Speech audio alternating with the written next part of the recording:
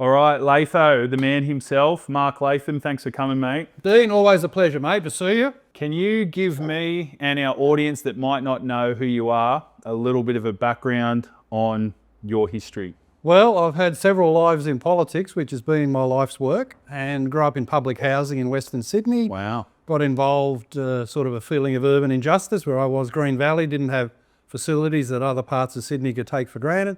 Wow. But not just talk about it, look at it, think about it, do something. So I joined the local Labor Party, became a mayor, federal member of parliament, Wow. alternative prime minister, lost the 2004 election to John Howard, got disillusioned with the Labor Party about identity politics. I always thought, income and wealth were the main causes of inequality, do something about those, not race, gender, sexuality. So Labor lost me with an embrace full-on identity politics, which I think is a dead end and has proven itself as such. Not happy with their climate change agenda as well, destroying jobs when Australia can't do anything about the global climate. And we know the disruption, the electricity price increases. And then thought, I was doing a lot of media work, home parent, raising my 3 great kids, and I couldn't win any arguments at the kitchen table anymore because my kids were getting too smart at age 15 and 16. So I get back into Parliament through One Nation in the New South Wales Upper House. Had a falling out with Pauline about, I think, financial issues, but also she said the infamous Greenwich tweet. Became an independent, where I've been working there the last couple of years, I think productively, not as high profile, but at age 65 that suits me. I'm making a contribution. Today I've just come from budget estimates where we talk about schools, something I'm very passionate about. The success of my life as it is through public education, which has got weaker. Even in a cost of living crisis, more parents paying to get away from government schools. What's gone wrong? So we talk about that, things that could give young people better opportunities in life through schooling, which is my story. So all of that I find very rewarding and satisfying, and happy with the work I'm doing. Mate, there's a lot to unpack there. You've had an amazing life. I want to go back a little bit. Public housing, western suburbs of Sydney. Tell us a bit more detail about that. Exactly where were you? How did that come about? What were your parents like? What did your parents do? My dad worked at the Mail Exchange, Yep. which was kind of industrial archaeology. I don't know exactly what he did there. Maybe unclogging a few machines as the letters through in Redfern. And he was from Cogra. My mum's family was Alexandria. And she left school at 14 to work in a box factory. Wow. We had a place next to Alexandria Public School in Sutter Road. The school had to expand, so knocking down our townhouse, our unit, and we had to move to Western Sydney in public housing. And Mum said they gave me a choice between Green Valley and Seven Hills. Right. And I said, why'd you pick Green Valley? She said it was on the sewer. At Seven Hills you had the shitty outhouse. So we went to Green Valley, 25 Harrison Street, Ashcroft. Yep. Where we didn't own a home, we didn't own a car. Dad, quite frankly, had a bit of a gambling problem. Right. We wasted a lot of money. Mum was always agitating, upset even, to get into private home ownership. And when Dad passed away with a stroke at age 61 at the Mail Exchange, he got some workers' comp. I helped out with Mum's loan and got her into her first ever private ownership. Wow. In another part of Liverpool. So that was very important. And Mum, I love my dad. My dad was a very intelligent person, but probably wasted some of the attributes he had in life. But Mum was a great driver that we had to study hard. She'd say, I don't know what's in those school books of yours other than you've got to do them, work hard, don't be a bludger. Right. We've got no time for no-hopers. So the whole lesson in Green Valley was that a good education and hard work could get you out and up and do something better. And now, quite proudly, I'm very close to my younger sister, Tracy. She's got 7 kids, I've got 3. And between the 10 of us, this is the lesson coming out of pretty dismal circumstances, no home ownership, no car, even in Green Valley, that second generation that have come through now, again through education and leaving something better for the next generation. We've got 3 doctors, including a brain surgeon, a lawyer, a media executive, a vet, a nurse. My youngest, my daughter just got 99.3 ATAR in the HSC. Another boy is very, very bright. So the whole 10 of them have got a great story to tell about their success. And none of them have got any of the challenges that we face, which is good. That's what you want as you leave something better, you know, like when we're all left here, you leave children behind, and their DNA and success in life carries on. So, yeah, we're very proud of that. And we, you know, we created Mum, who died a year ago, almost exactly. Yep. And on her little funeral booklet was printed the words, she lived her life for her children and grandchildren and left behind something she should be really proud of. So what an absolute legend. Yeah, that was a huge inspiration. I miss her every day. She was really everything that we could be in life, and a great example that you don't have to be a Rhodes Scholar to advance your children. She left school at 14, worked in a box factory, and now 2 generations on, look at what they're doing. Wow. Mate, that's amazing. That's the Australian story. We talk about the Australian story of advancing your children and your grandchildren. That's what she did in particular. Dad played a role, but her in particular, we honour her, and we've got a little barbecue ceremony next Monday, actually, to hand over her ashes to Tracy, my sister, and we'll alternate that every year for as long as we're around, and then pass it on to the grandchildren, I suppose. Mate, that's amazing. That's amazing. Very impressive. So, with your old man, you say you had a bit of a gambling problem. What, was he into the horses, or because there wasn't probably poker machines and things like that back then? No, he was into the GGs. Obviously had some winning days, but more losing days. Yeah. And I think that level of gambling, when you know you're spending money you really haven't got at the cost of home ownership, and you know, we never had a family holiday. The most extravagant thing I can remember growing up in Green Valley is going to Pizza Hut on Elizabeth Drive for a meal out. No holidays, no plane travel, no aspiration of going to the Gold Coast overseas or anything. That was all impossible financially. The Pizza Hut was the most extravagant thing we did. You know, the old red and white tablecloth. And mate, the Pizza Hut was pretty good back in the day. I've got to say, there wasn't that many restaurant choices. Like, there was your Chinese takeaway, your Pizza Hut, a couple little Italian joints. That was about it. Not like today, you've got everything. Yeah, we don't realise how lucky and fortunate we are today in the lifestyle opportunity choice, consumer choice. So, yeah, that was growing up.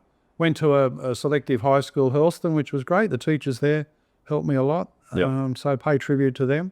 Got on to Sydney University, studied economics, political science. Right. And the rest is, you know, in the history books, the good and the bad.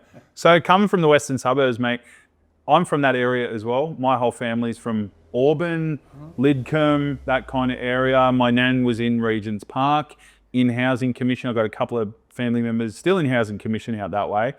I know that culture, I know that area very well, and it's changed a lot. Now, I remember when I was a kid seeing the first mosques come up, and I remember seeing my nan's street go from being 100% white Australian people to more African, more Muslim, more Middle Eastern, every country you can think of, there was people coming from that country. And I'm not saying it's necessarily a bad thing. Some of them were really nice people. And some of them, especially the next door neighbours, were this African family who helped look after my nan. So definitely, I'm not saying it's a completely negative thing, but what's your thoughts on the demographic change from when you were a kid? How much has it changed from the western suburbs back then to what it is today? Well, it's changed fundamentally because of multiculturalism. And I think this is a really interesting point, because for a while out of university, I worked for Gough Whitlam, a former Prime Minister, on his staff entitlement, and he was the father of multiculturalism, him and Malcolm Fraser. Right. And I know for a fact his theory of multiculturalism was sort of a blended society. You'd look down any street, was it Cabramatta, Fairfield, Auburn, Green Valley, Manly, Paddington, Bondi, you'd look down any street and you'd have, say, a homegrown Aussie, an Italian migrant, maybe someone from the Middle East, more Aussies, a blended society. And I think one of the problems with multiculturalism, and you know, we talk about difference in society, but people who come here don't want to get away from people they know, the comfort of their own culture and history. So you've got these ethnic enclaves now. That Chatswood is very Chinese. They call it Chanswood. Chatswood. Chatswood. Lakemba. Lakemba, obviously Middle Eastern. Cabramatta, Vietnamese. I can go Seddon Hills, I believe, is quite Indian. Much Indian. Marsden Park, Harris Park, Indian. So, you know, people want to cluster with their own. People say, oh, why do white traditional Aussies want to be with white traditional Aussies? Well, the migrants who've come here have clustered in these areas. Green Valley, big islander communities in places like Miller, same in Campbelltown. Minto was islander, they knocked it down as Bangladeshi. So it hasn't matched the theory of what multiculturalism is supposed to be. The blended society hasn't happened. And when we get to the point where you can go to, say, Hurstville, heavily Asian, and all the Asian signs and so forth, people not speaking English. The other theory about multiculturalism is we get to know each other, then obviously we'll understand different cultures and everyone will be harmonious. But you can't get to know people if they're not speaking the same language. English language skills should be the basis of a harmonious society where people get to know each other, they share stories, share their background, and as you say, there's good and bad Muslims, there's good and bad of every religious denomination, there's good and bad of everyone. But if we can't talk to each other in the common English language, which is the only common language Australia can ever have, then we just end up separate, like some sort of apartheid system where we're all living separately, instead of the original theory of Whitlam and Fraser. Yeah, and that's what's happening now. All those suburbs are so divided. They're so just made up of that one ethnicity and that one culture. And you go, like we went to Lakemba. Amy and I went to Lakemba for Ramadan festival, I think 2 years ago, and walked around. A lot of people staring at us. One bloke came up to us and just went, what are you doing? Are you lost? Are you lost? And he was dead serious. He wasn't even being rude. He's like, you guys okay? We're like, yeah, we're fine. Why is that? And he goes, oh, you just don't look like you should be here. And we're like, no, mate, I'm from this area. My family's grown up. And he goes, oh, okay. We had a laugh about it. It was fine. But then you walk around that Ramadan festival and it is a different country. It feels like a different planet. It feels like completely different to anywhere else in Sydney. Yeah. And yeah, I mean, you talked about multiculturalism and how it's potentially failed a little bit, and how the practice hasn't matched the theory. Like Chris Minns recently said, multiculturalism is not consistent or compatible with free speech, or free speech is not compatible with multiculturalism. We might sort of be critical of each other. But when they talk about multiculturalism, it's not the implementation of the theory that Gough Whitlam and Malcolm Fraser spoke about. So wait, on that, and what was their theory? I remember, well, they were blended society up and down the... Okay, I know we had the White Australia policy, and I know we had a written English test, I believe. What were the requirements? And also, in your opinion, what makes an Australian person? What things should immigrants coming here, what should they... I know you said speaking English. What else? What other factors make up an Australian identity? And supporting Australian history and culture. Being supportive of the country instead of critical, not banging on about, genocide and colonialism and so forth. But you're allowed to be Australian. White Australian people are allowed to come here and be committed to the country. Hard work. Because some ethnic communities, unfortunately, too much down at Centrelink instead of NDIS support. Some ethnic communities push their kids hard at school. The Asian community's fantastic. We're talking today about the success of schools in Fairfield. Because the Asian communities think education is the pathway, push their kids hard at school, get great results. So that's critically important, but not every group does it. So, and be committed to Australian values of larrikinism, fair go, free speech, having your say, not being, the Anzac tradition. I know that's a bit of a cliche, but it basically means being resilient instead of a snowflake and a victim of everything that comes in front of you. I mean, if my mother, for instance, had said, we're all victims here in Green Valley because we're poor, your dad gambles too much, we're never getting out of here, instead of saying, you put your head down and do those education books, those school books, and get yourself ahead, well, we'd still be living there, down and out. So the Australian way is hard work, resilience, that Anzac spirit of always putting your head down and having a crack. And we've lost a lot of that. I mean, the rise of victimhood, is out of control. Everyone's a victim of something now. Instead of recognising the Australian way, put your head down, work harder, don't be a bludger and get ahead. So how do you enforce people speaking English, for example? Well, if you come here to gain entry, and let's admit it, there's millions of people who want to come to Australia. There's no shortage of migrants who want to come here. That English skills are a critical part of being accepted. And it doesn't mean it's to do with the colour of your skin or your culture or your religion. It's just the basic capacity to talk to other Australians, share your culture, share your history, and be a society. I mean, a society has things in common. And one of those things is being able to talk to each other. And if you can't do that, well, you might want to just stay where you were. So, but how can we enforce it though? Well, we get to pick who comes here. Should there be laws, or We get to pick who comes here. Is the Our current immigration program needed to be a lot more selective in who comes here. Skills, things they offer Australia, money, language skills, English, commitment to Australia. We pick who comes here. So right now we can pick the best. Now on the immigration testing and how they choose people, is there an English language factor into that? Do people have to know how to speak and write English now to immigrate to Australia? Well, no. In the family reunion program, obviously, people come here with very limited English. Right. And in places where the signs are up in other languages, Yeah. a lot of Australians think this is not the country that I was used to or I want. Yeah. And that's only natural. Just as migrant groups have clustered together, a lot of Australians think, where's the Australia I love? It's disappearing. And mass migration has been a part of that problem. Not because the numbers necessarily have been wrong. The selection policy has been. So you think it's the selection of the right people, vetting out people that are going to believe in this country, fight for this country, want to blend in with our culture. Yeah, English language test, character test, commitment test, Yeah. and skills test. If you've got something to offer, are you filling a gap in the building industry or wherever the skills gap is? Yeah, you're going to fit in here, and you're going to be truly Australian.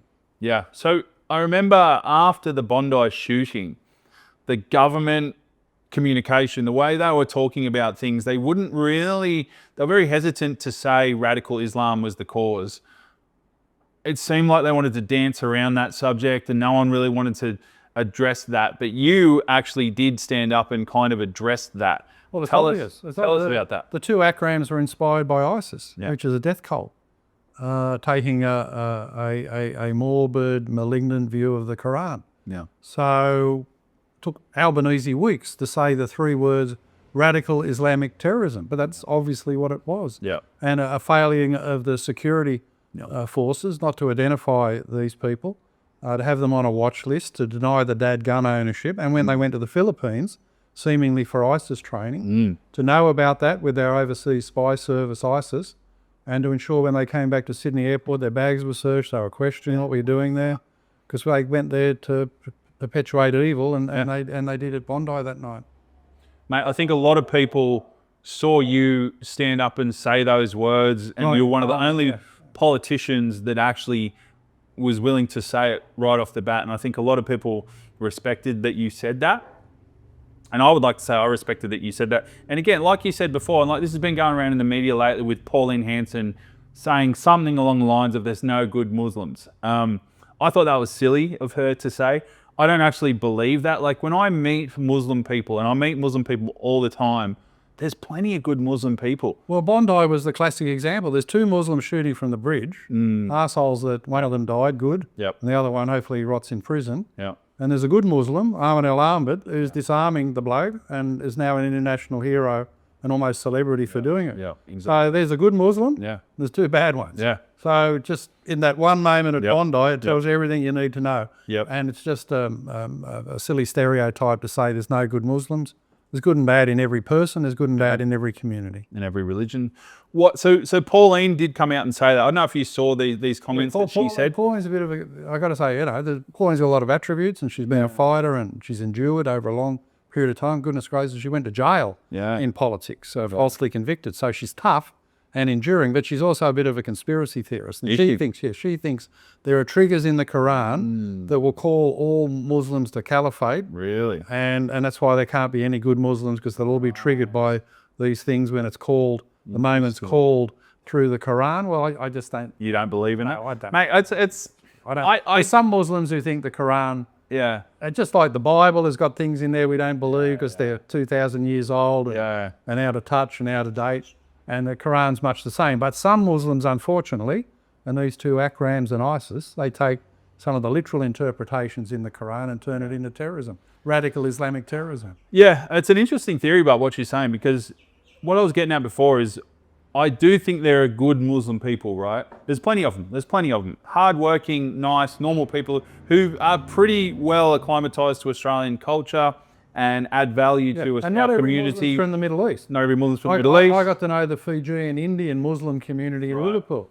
business people, hardworking, kids through school, model citizens. Yeah. So we think about Islam and the Middle East, but it's a very broad Africa, religion, right? Yeah, right across the plenty of planet. places. And But it's hard to generalise. I tend not to be a conspiracy theorist, but I don't know.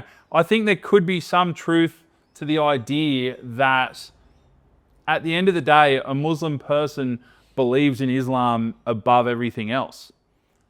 Not necessarily true. And a lot of people convert to it. I went, famously, it's in the media, went out with Natalie Matthews, who was in Dubai, and converted and had an Islamic name and Islamic card in the UAE. And I don't think Islam was the top of her priorities, but, so some people, there's moderate Muslims, there's casual Muslims, they drop in and out of the religion, don't pray every day, and there's others who are so devout, they're on the prayer mat 5 or 6 times a day, whatever it's required, and they take a literal interpretation of the Quran. So it's like the Bible. Not everyone in the Bible thinks, there's going to be Armageddon and the Judgment Day. Some do. Some take a literal interpretation.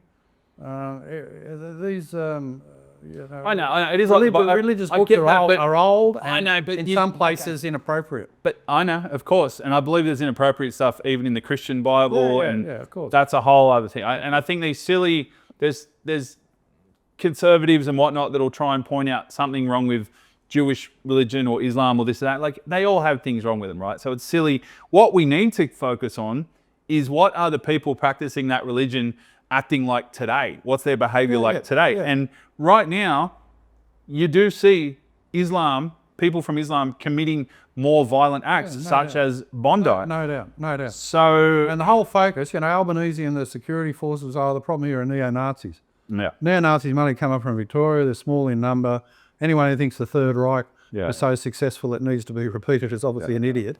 So how could you take them seriously? But their idea is to be like Hitler, to garner support, build publicity, build a following. They're never going to do that, of course, in Australia.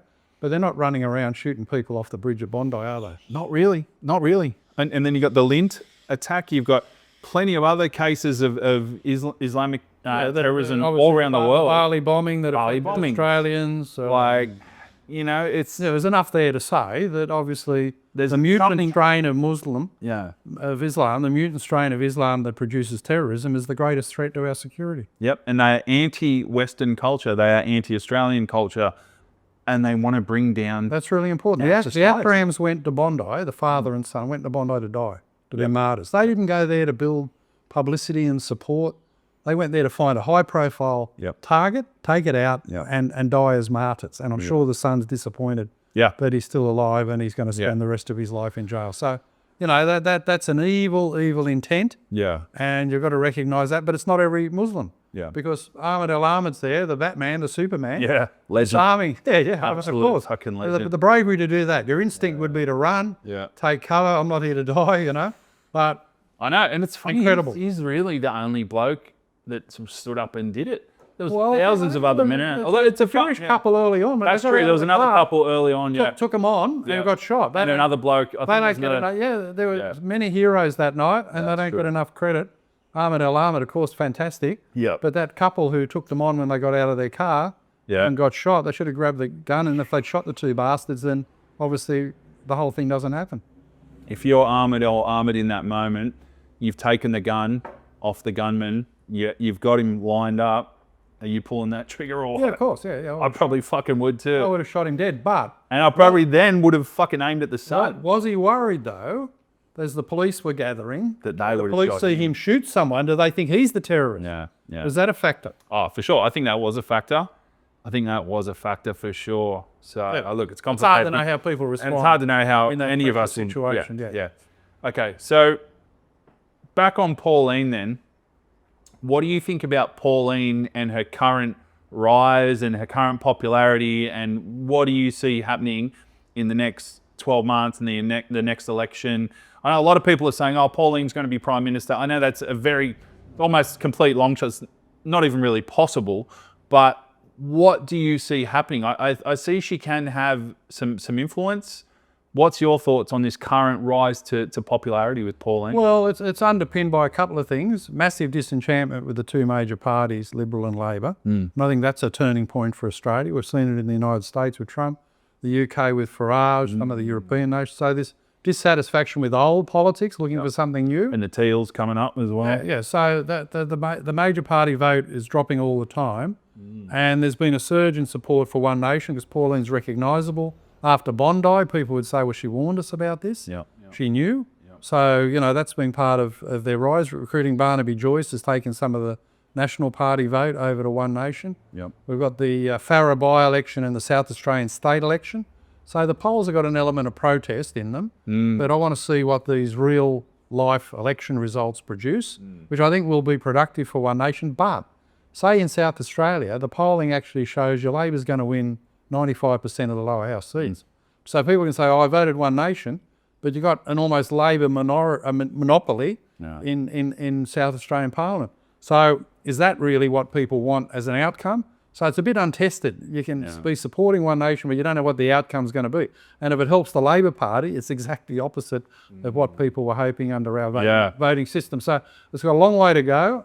Pauline's got to stand up in election campaigns and handle the pressure, announce policies. There's been different times she's been very popular, but made mistakes. Will that happen this time? I think the best thing, if Pauline is president for life of One Nation in their constitution and through their national executive, has got supreme dictatorial power. She's been around for so long. Her best legacy would be to hand over leadership of the party to Barnaby Joyce, who's the only person they've got in the House of Representatives, and let him carry it forward with her as the party president, senator, godmother, if you like, of One Nation, always associated with it. But she won't do that because she's very worried about losing the party the way she did to Oldfield and Ettridge back in the day. So she's got, you know, phobias. It's an ego thing almost. Yeah. But wait a minute. So is she, if she was to do what you just said, hand it over to Barnaby I think they're a real force then. And so wait, because I don't understand the technicalities behind that, and I think a lot of people wouldn't understand that. An announcement. To form government, you need to be in the lower house. He's in the lower house. And if he's their leader and they can win lower house seats and be a big influence there, that's a lot different to having 5 or 6 senators in the upper house. So I think it's just an announcement where it should say, you know, we changed the name. We're no longer Pauline Hanson's One Nation. We're just One Nation. Oh, a bit of hay fever. Oh, you all right? Yep. You want a tissue or something? No, I'm good. Just a bit of a sneeze. And hand it over to Barnaby and say, look, I've done my work. I'm still party president. I'm a senator. I'm the Senate leader. But he's the main leader to make announcements, to develop policies, to go out and campaign. And I think he'd be a lot more successful in taking One Nation forward in winning lower house seats than she could be. Okay, that's interesting. So... But she won't do that. That's not going to happen. And she has said that, which I think is ego and worry about losing a party that she built up. But sometimes the hardest thing in politics is to let go. When you've got an opportunity to let go, let him carry it forward. But she's not going to do that, so maybe it'll wilt. Look, I love her and I love her spirit. I think she lacks a bit of that intellectualism and detail-oriented sort of mindset that good politicians need. And she's getting a bit older. I hate to say it, she stumbles her words a bit now. She called Donald Trump Senator Trump. Oh God! And every time I see her speak, she stumbles some little word or misses a word. I'll tell you one thing. When I joined One Nation, 6 or 7 years ago, 8 years ago, I was very surprised that she was still so nervous about doing media interviews. I've been in politics for decades, and you get used to it. You're not nervous. You want to do your best, but you're not, like that. So I was very surprised. She was always so nervous, on edge, because she's very worried about stuffing up, as she has several times in the past. So that's a funny thing too. He's never really relaxed into the role. And if you can't do that, hand over to someone who can, like Barnaby. Okay. I mean, he's a seasoned veteran. Barnaby. He knows the game, and again, I don't know. He's been Deputy Prime Minister. He sat around the cabinet table. He's obviously got the political nous and skills that she hasn't got, and would carry them a lot further forward than she can. All right. So, for people that are leaning a bit towards the conservative side of things and are supportive of Pauline, in the next, I'm not sure when the next election is. What have we got? Is it 12 months away or something? Well, the next federal election's over 2 years. Oh, Jesus. Long way away. There's no time in politics. Let's say we get to that 2-year time and let's say Pauline and One Nation are still popular and that way of thinking and the conservative ideas are still popular, how should people vote to support the conservative movement? Well, this is the challenge because it might split the Conservative vote. And if 20% are voting Liberal, 20% are voting Pauline, and 30% are voting Albanese, that helps him in our system. And One Nation preferences generally spray. They don't follow the ticket. They don't hand out a lot on polling day. Yeah. So South Australia is going to tell us a lot. A real life election result will tell us what the rise of One Nation means. Okay. And the Farrer by-election around Albury there, Susan Lee's old seat, will tell us a lot as well. So polls can be wrong. Polls can be a protest vote. We've got to look at what real life elections do and learn a lot from them. So what about people in South Australia that want to support conservative ideas? What should Well, the Liberal Party looks like being wiped out. One Nation might get 1 or 2 country type seats. Country independents might win a few. Otherwise, Malinaskis, very popular Labor Party leader over there, looks like he's going to sweep the board. So that's on Saturday week. It's going to. Do you reckon Liberal Party's dead in the water? Oh no, I think him going to Angus Taylor and just today the Nats going to Matt Canavan. We've got their 2 most capable people, genuine conservatives in the role. I like Canavan. Yeah, I think Canavan's fantastic and he's got a real chance to combat One Nation, which he's already started to do. And Angus Taylor, I wouldn't underestimate him. He's a smart guy, an experienced guy, and I think he's a good-looking guy. He's got a sort of Kennedy-esque. No, it's interesting. Pauline, and Canavan now announced today. I really like Canavan. What do you think of him? Yeah, excellent. He's one of the smartest people in politics, researched across his facts, and a genuine conservative who can combat One Nation. He's the best hope for the National Party staying alive. Yeah, for sure. No, I think he's great. I love him. And I've been long impressed by his articulate.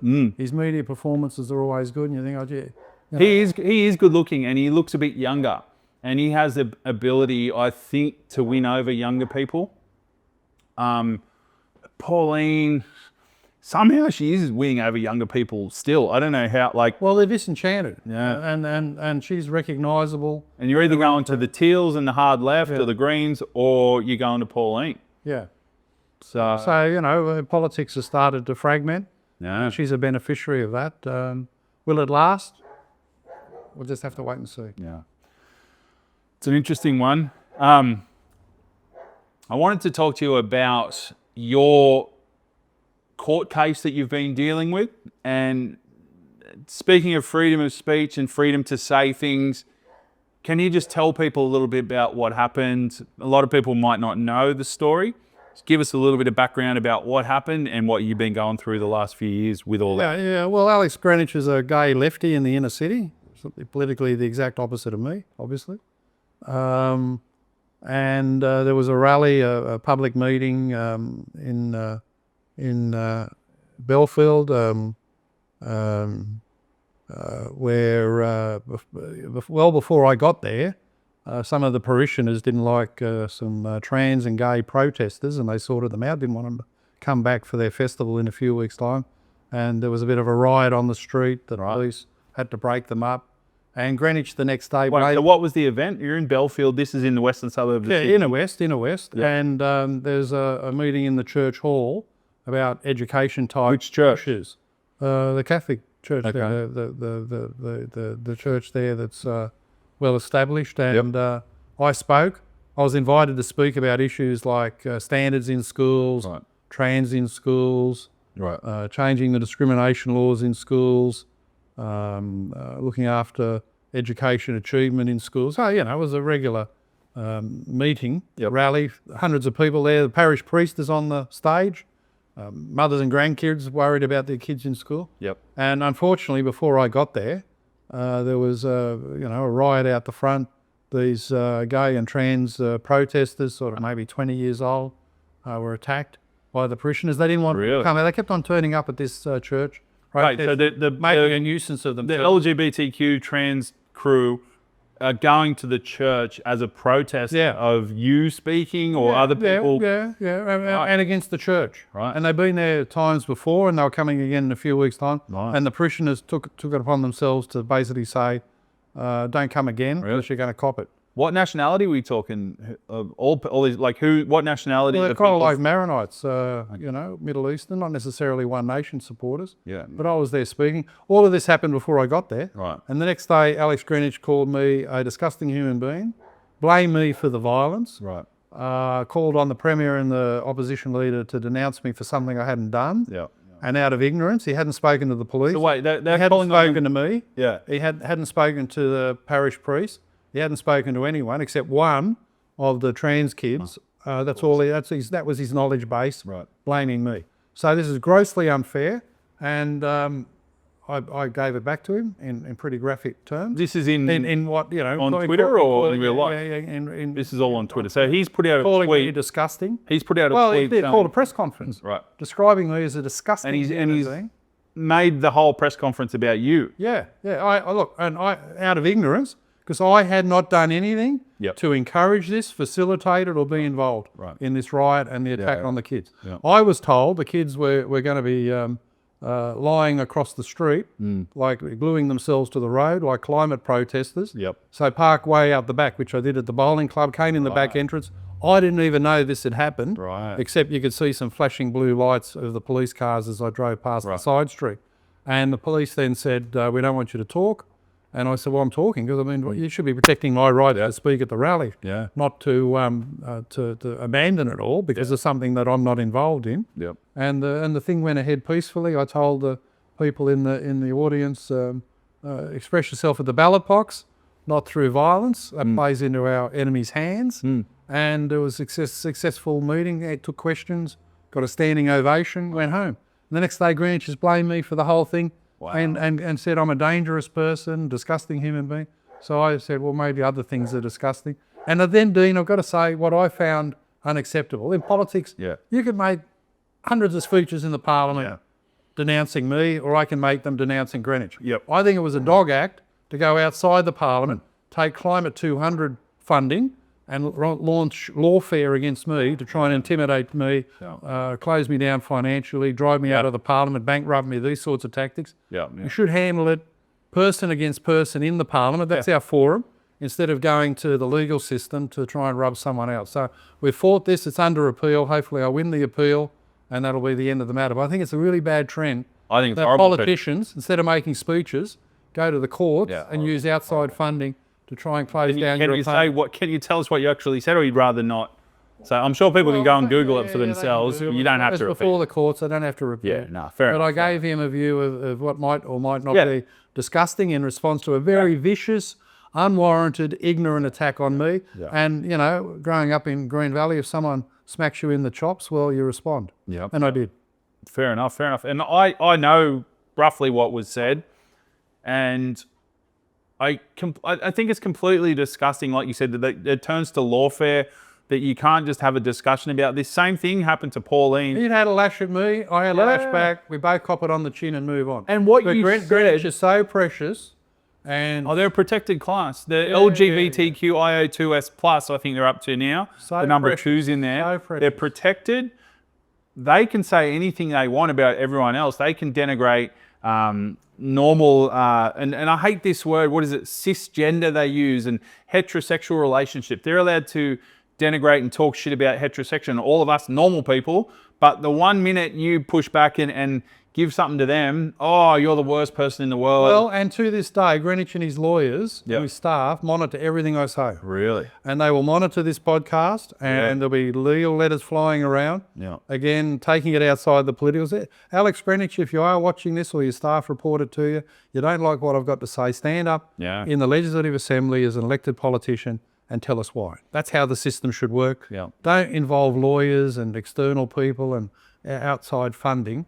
Because you can't debate these things as politicians should against each other. That you know, he's and remarkably, Dean, he's got psych reports and so forth saying this has destroyed his life. One tweet 3 years ago now means he can't have sex with his partner. He can't go out and do things.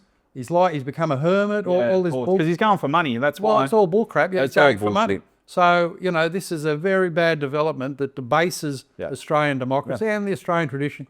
You can have free a crack, speech in general. back and debate it out rather than going to the legal system like the Americans do. What happened with you and Pauline and Marine Faruqi, I believe it was, suing her? They are early cases of freedom of speech in this country being absolutely made a mockery of. Now we're getting to the point where I think it's Queensland just outlawed the saying from the river to the sea. Now, if I was going to take a side in the Israel-Palestine thing, I'd probably take Israel's side. I'm not saying... Yeah, me too. I'm not that well educated in it, but I believe Israel is a more modern Western culture. Democracy. Anyway, aside from all of that, we won't even get into that. I don't think it's right that they've banned the phrase from the river to the sea. Well, and things that are obscure. You know, I've been around politics for a while. I didn't know this was a slogan that meant the elimination of Israel. Yeah. Even if it is, if people want to eliminate Israel, that's their opinion. Yeah. Tell them why they're wrong. Yeah, and exactly that words. I've seen this thing going around. Have you seen this thing going around where it's Johnny Farnham's song? Because in Johnny Farnham's song, he says, "From the river to the sea," and like, oh, we're going to arrest John Farnham for that song. I noticed too. And globalise the intifada. I didn't know that was a phrase. Globalise the intifada now, I believe, is also on the banned list in Queensland. These are things we've never heard of before. What other words are on that list? Oh, well, they want to ban Nazi ideology. Yeah. New South Wales, there was a phrase those idiots said in front of Parliament House that was Hitler Youth. I'd never heard of that. Yeah. All these things, we've never heard of it. If you want people to say bad things, publicise stuff that's absolutely bloody obscure. Yeah. That we've never really heard of. Yeah. And and you make mockery of it. At the protest at the town hall, they had a sign, globalise the enchilada. You know, globalise the enchilada. So that's not illegal. People are going to find a way around it. And like even the Nazi symbol, I don't support Nazism or Hitler in any way, but that symbol used to be, I think it was a Buddhism symbol that meant peace. And Hitler flipped it over and turned it around and put it on an angle and you know, made it mean Nazism and took it to his cause. It's just silly. So if I had a t-shirt with a Hitler symbol on it with the, what's the symbol called? The swastika. The swastika. If I had a t-shirt with a swastika and I turned it inside out and it was backwards, that would be literally the symbol for peace in Buddhism. Could I get arrested for that? It's become absolutely ridiculous. It is. And I think freedom of speech is so important, and I think we're losing it more and more and more.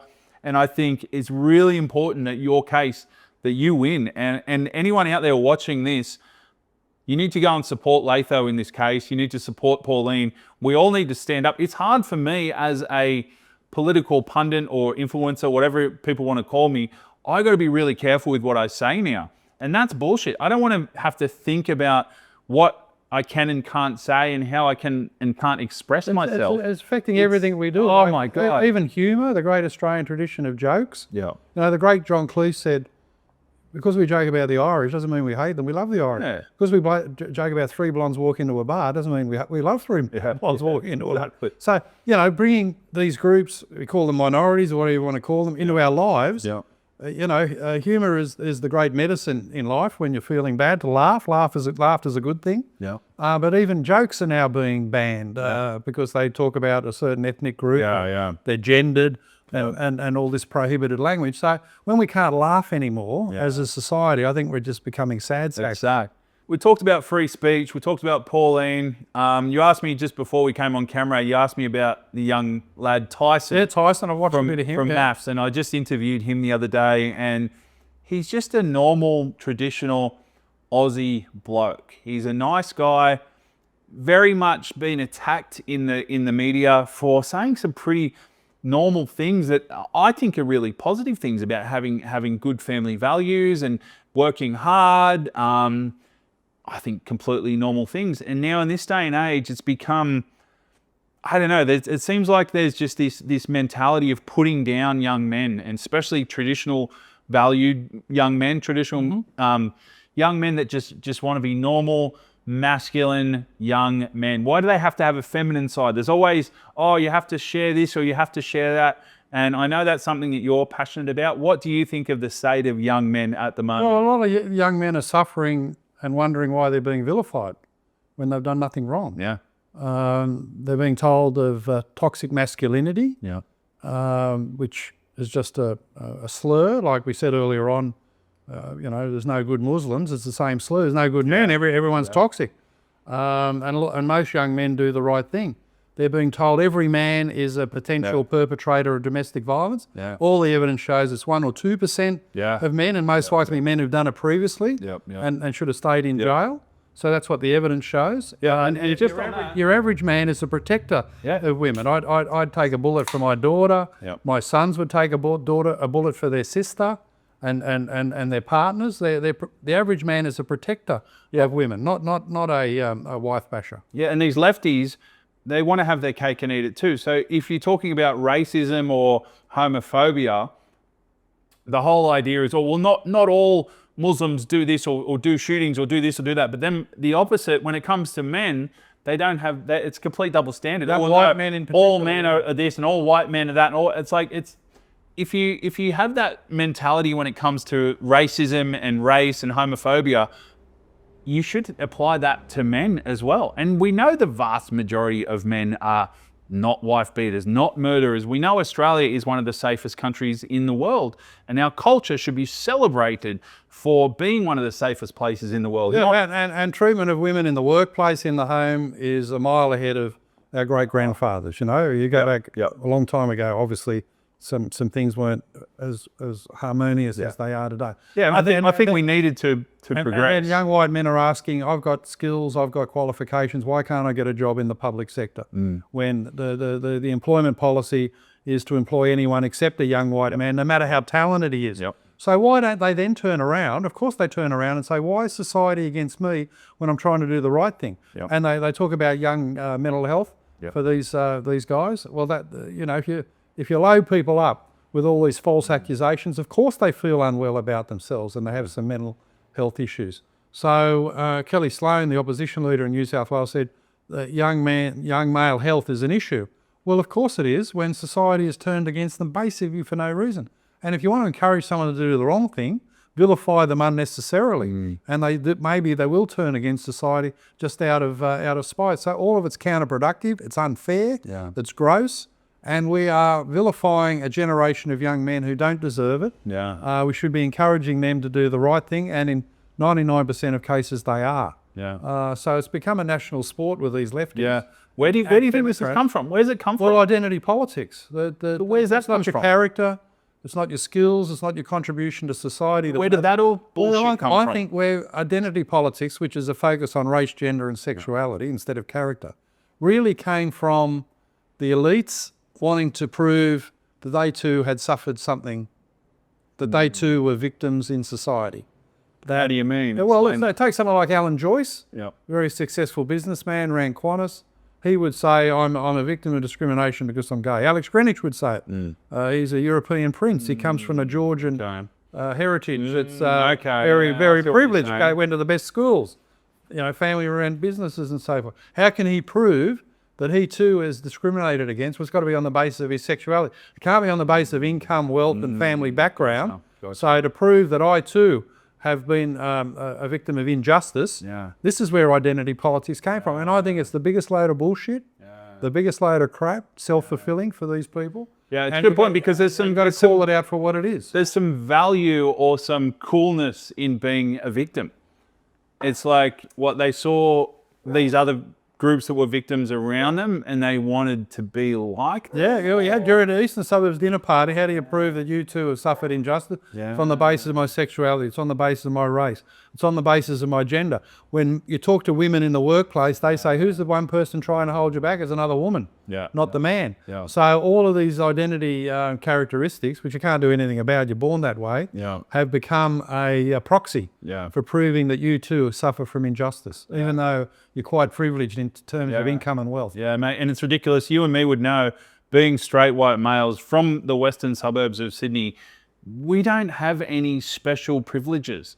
We don't get anything put on a platter for us. And you talk about the eastern suburbs, you could be a lesbian, African, Jewish person from the eastern suburbs. If you grew up in a rich family and you're a black lesbian, you are way further ahead of the game than me as a poor white kid from bloody Blacktown. Yeah, well, I've never pleaded it publicly, but I grew up with people in Green Valley who said you couldn't get a job because you were from Green Valley. That's discrimination. Yeah. The Sydney Sun at the time labelled Green Valley Dodge City. It was pretty rough because a lot of tough working class men all came in and congregated in the one spot at the one time. Yeah. So there was discrimination against us in the workforce, but we didn't go out whinging about it. We went out and sort of got a good education. Yeah. And one of the great pleasures in my life is to run into people from the valley who've done well, run businesses, been successful, or even if they haven't, still say resilience was something that we learned and it's carried us a long way in life. Yeah. No, it's ridiculous. And I think that whole idea has just gone way too far. I've heard this term getting thrown around recently, intersectionality.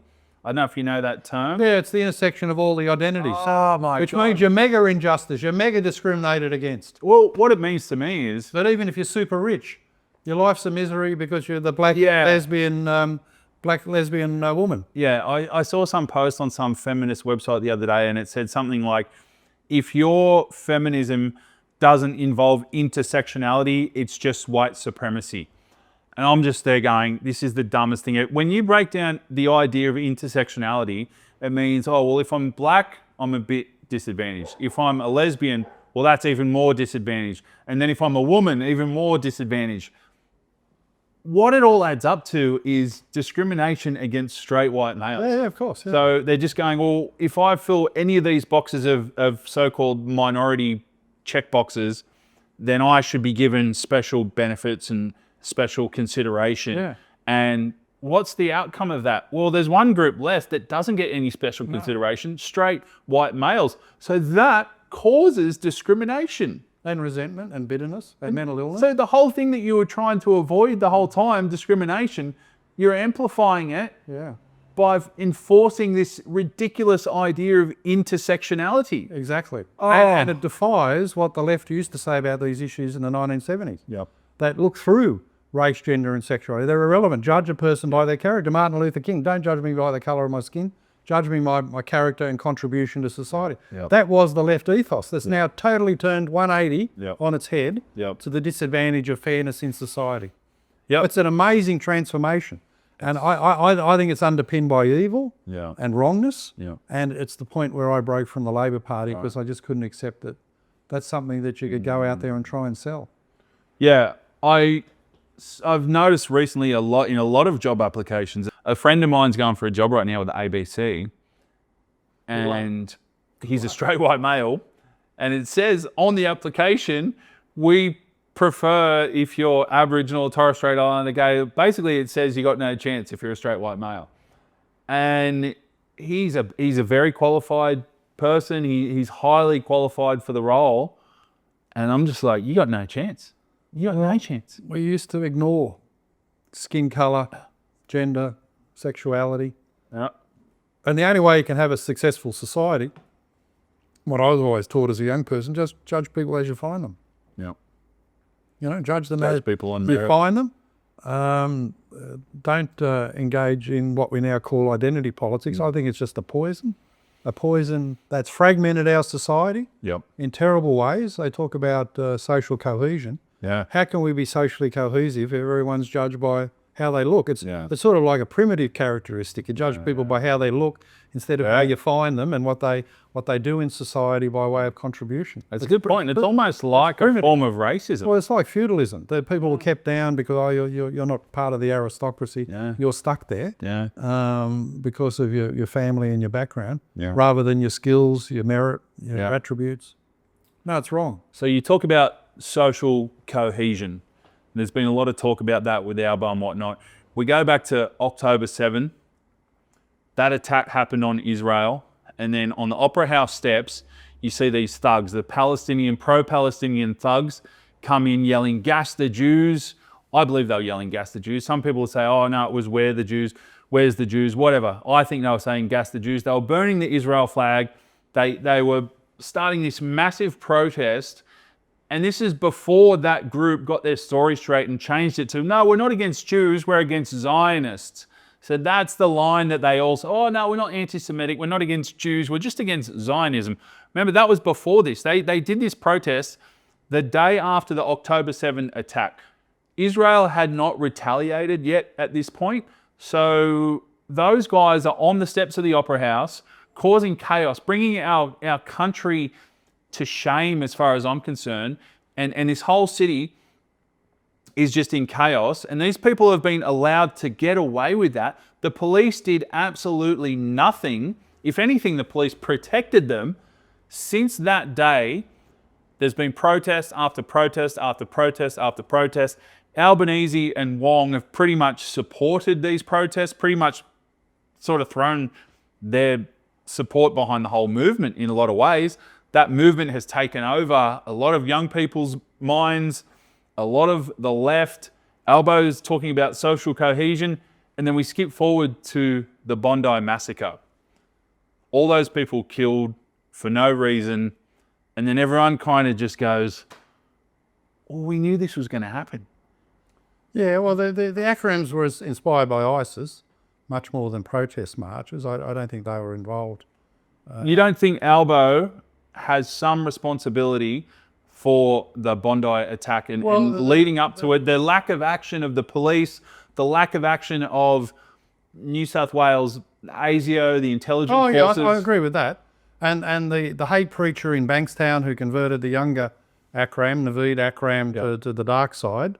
We should have got rid of these hate preachers and expelled them from the country or locked them up a long time ago. Yep. So I think that's a failing. There's obviously security and intelligence failings. But ISIS, you've got to understand, is not a nationalist movement. They're not in favour of Palestine or any other nationalist movement. They want to destroy the West. Yep. So at least the people marching weren't arguing to destroy the West. They were just saying destroy Israel, I suppose. But earlier on we discussed what makes for a good Australian in coming here.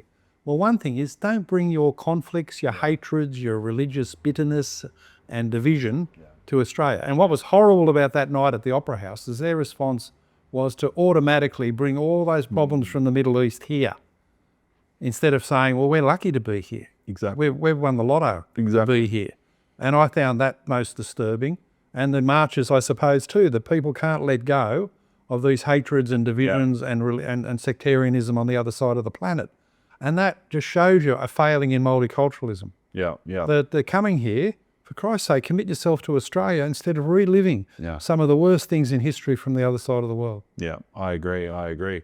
And you've seen it now with the Iran protests. I've got a couple of Iranian friends and they've been going to the protests. They seem much more kind of civilized. They seem to be very thankful of what Trump has done. I saw Trump signs at the Women's Asian Cup soccer the other day, and all these people, this is on Instagram, someone posted a picture of a Trump sign at the Women's Asian Cup, and all these lefties are in there going, oh, you can't hold up a Trump sign at the women's soccer. Why is Trump being applauded at the women? And then the next day it got revealed, well, Trump's actually saving some of these soccer players from going back to Iran, which I just thought was hilarious, that whole thing. You talk about discrimination against women. Yeah. Well, Trump's trying to liberate women in Iran from Exactly. the worst form of oppression. Exactly. So what do you think is happening right now with Trump, the Iran war? Where do you see this going as someone of your experience in politics? And I know you've got a lot of knowledge in that respect. What do you think is going to happen? Are we in a world war now? We're not in a world war. It's a very modern war in that they're firing airborne missiles and drones at each other rather than troops and boots on the ground. So it's a very different war to what we know in the past, even the Iraq invasion, where, you know, it was a failure and a debacle. But the boots on the ground was the main American and Australian and British problem. Yeah. So it's a very modern form of warfare. And I think the Iranians will run out of missiles first. Yeah. Trump will kind of bomb them back to the Stone Age. And I think there's some devastation in Tehran today, in Tehran that's in the media today. Will it force regime change? It doesn't seem the Iranian people are rising up and they've still got a hardline regime, but you wouldn't want to be their nominal leader, would you? You wouldn't sleep well at night knowing that Trump's about to take you out. So can they keep taking out the first, second and third tier of the Iranian hardline leadership? Will that trigger some form of regime change where the military in Iran ultimately says we need to be a lot more moderate, let's forget about nuclear weapons taking on the West because we can't win? So there's a way to go, but at this stage, I think the United States will win just by its firepower, and the Iranians probably will try to regroup in some shape or form. It would be good to have regime change where they went back to being, you know, So what does a win? What does a win actually mean? What's a win? A win obviously to take out their major infrastructure, their military capacity, their nuclear program. That's a win. It'll set them back decades, but it might not solve the problem. And do you think Trump has the right intentions in this? Do you think he's really just wanting regime change? Some people say he's doing it to take away focus from the Epstein files. Some people say he's doing it because of his ego. What do you think are the reasons behind this? Do you think he really is doing this for the right reasons? Do you support it? I think he's had I do support it, and he's had a long-term resentment about American policy to Iran. I saw a funny cartoon or meme where Barack Obama was all confused because it's raining bombs on Iran, not money. Yeah. You know, Obama was paying them lots of American money to say we're staying out of the nuclear program, where behind the scenes they were doing the exact opposite. They were gearing up to attack Western nations. So a hard line against Iran is the only one that works. It might not be a permanent solution, but it's a lot better than them getting a nuclear capacity and sponsoring more state terrorism, which is what they do. All right, so you definitely support the action right now. Albo seems to have come out and supported it. Well, he's committed some resources to the UAE and defensively. I don't know why the UAE in particular, but he supported it. And I think if the intelligence shows Iran had a nuclear capacity and they're going to launch nuclear weapons against the West, well, obviously you've got to step in and do something and destroy that. That's obvious, isn't it? Yeah. Giving them more money wasn't working, so Trump was giving them more bombs to sort them out. Yep. Mate, we talk about the West and we talk about protecting the West. I'm going to wrap it up on this. I would like to get your opinion. What is so good about Western culture that is worth protecting? Well, I think it's based on the best aspects of human nature. I think your average person in their natural state enjoys freedom of expression, freedom of creativity, freedom of effort and enterprise, and democracy. It's not perfect, but it's an expression of that. Western values have given us the best of our society. You know, we live in modern, comfortable homes with global transport systems, advanced architecture, arts, literature, learning. You know, we're a very sophisticated equality society. For women, equality for all people. There should be equality of opportunity, and there can be. So all of those values of the Enlightenment bring out the best in people, and I think that's what the West is founded on. Other societies, not so good, whether their technologies were backward or their understanding of equality is perverted. So I don't see anything better than Western culture, Western civilization, and it's under siege, it's under attack for ridiculous reasons, but it's worth fighting for. Yeah, I agree, mate. I agree. Last question. What's in the near future for Latham? A lot of people still know you as that guy that was almost Prime Minister. You're standing up for our culture, still working hard. What's in the future for you? What are you up to now? Yeah, well, all of the above. I do my best in the state parliament, where I've got another 5 years to run on my term, which is a long time in politics. It'll take me to age 70. Where it's probably time to rack the queue and do a bit of international travel or whatever, and enjoy my last years. So you get on, and you have to recognise that. But you know, standing up for Australian values, Western civilization, defending young men who are being set upon for no reason, you know, they're all worthwhile causes, so I'll keep doing my best. Awesome, mate. I'd just like to say I appreciate what you're doing. I know a lot of people do appreciate what you're doing, and I hope people will watch this and support you and support your cause. And I get a lot of positive feedback, you know. I'm sure. The best feedback I get, and it happened just yesterday in one of the streets of Sydney, is the guy who just stops, shakes your hand, and says, keep going. That's all he says, 2 words, keep going, shake your hand and walk on. No big speech or holding me up or, you know, diverting me from where I'm headed. But people out there appreciate it, and that means a lot to me. Awesome, mate. Love it. And I'll say to you, please keep going. Yeah, thanks, mate. Really appreciate your time. Thanks, Deano. You're a legend. A pleasure.